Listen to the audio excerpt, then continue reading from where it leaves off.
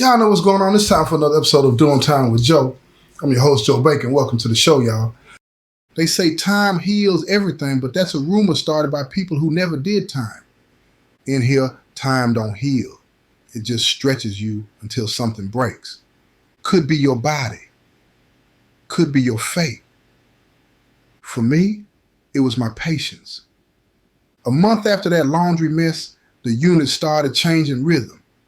Like a song you used to love that suddenly sound off key.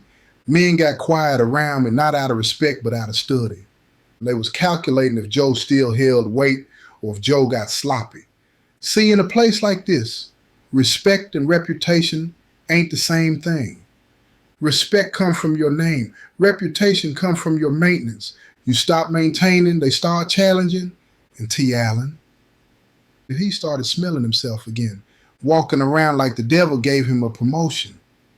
Every now and then, I'd catch him staring at me across the day room, that little cocky tilt to his head like he'd figured something out I hadn't. That's the danger of half success. It makes fools think they learned something. One night, I'm folding uniforms late, everybody else locked in, and I hear the door creak. T walks in with a look that ain't his usual grin, more like a confession trapped behind his teeth. He says, "Oh, gee, you got a minute?" I nod, but don't stop folding, and he leans against the dryer, eyes darting like mice in daylight.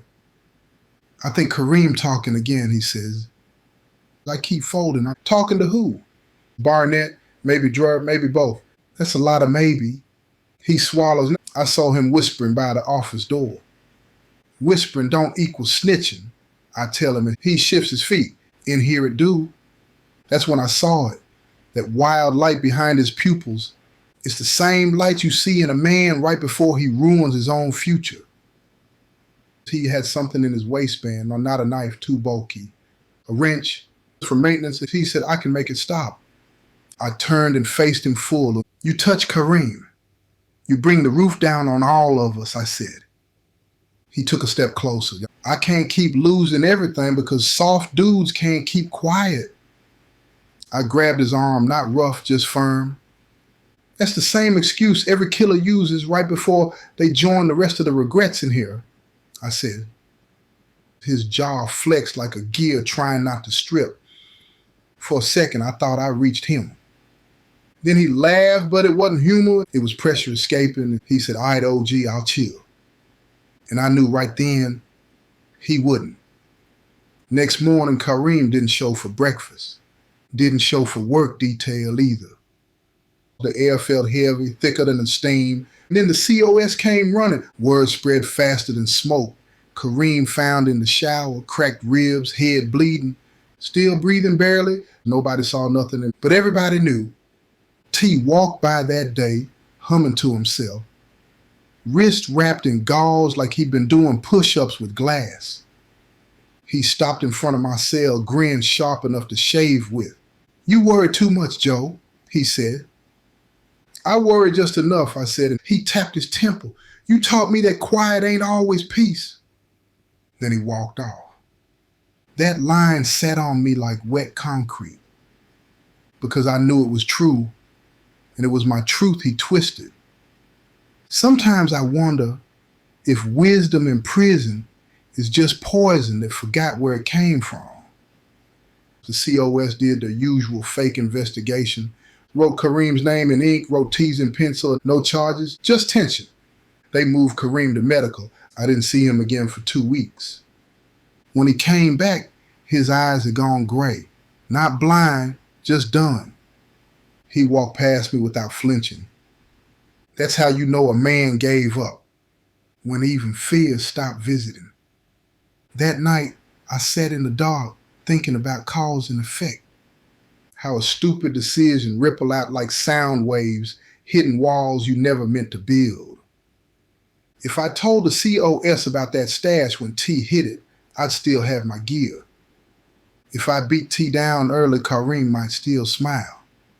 If. That's the currency of regret. A couple days later, Barnett comes in again, clipboard tight under his arm. He says, "Laundry room's reopening tomorrow." "Thought you'd be happy." I said, "Happiness don't live here no more." He laughed, but the kind of laugh that got curiosity under it. You used to run this place clean, he said. Now I hear whispers you losing grip. I stared at him till he looked away. Men like Barnett feed off weakness, they call it order. That night, I walked back into that laundry like a ghost revisiting his crime scene. Every creak, every hum felt accusing. The third washer still stood there, patched up and humming like it didn't remember a thing. I reached behind it just to feel the wall. Cold and empty and honest. Then I found a small scrap tucked under the pipe, a corner of a commissary receipt, written on the back in pencil, debt cleared, lesson owed T's handwriting. That's when I realized he wasn't bragging no more. He was passing the torch. To who, though, I didn't know. Weeks passed. I kept to myself. Drees still floated through like a man taking attendance on survival. One day he said, "You ever think maybe you teach too much?" I said, "Knowledge ain't the problem. Receivers are." He grinned. "Still quotable, huh?" I said, "Still regretting it?" He told me T got transferred to segregation for something small. Verbal altercation with staff. But I knew the truth. They just wanted him quiet before somebody else ended up hurt. Control masquerading as concern. That's how this place breathes. Kareem finally got shipped out to a minimum camp. They said he earned it for good behavior. But I know mercy, when I see it disguised as distance, sometimes moving a man is the only way to keep him alive.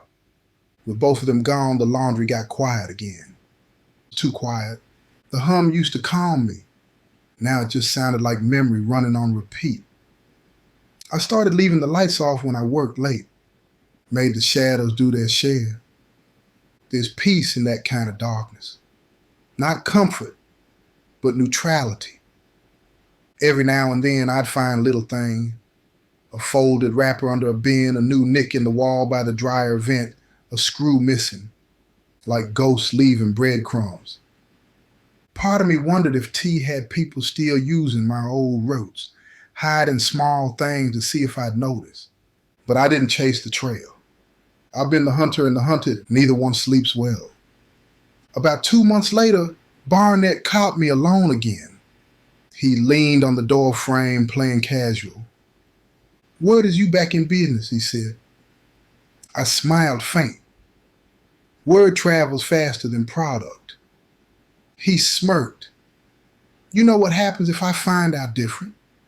I said, "Yeah, you get promoted." He chuckled and walked off, but his eyes stayed behind a second longer than his body. That's how you know suspicion's still breathing. Later that night, I thought about all them times I bragged to myself about being invisible.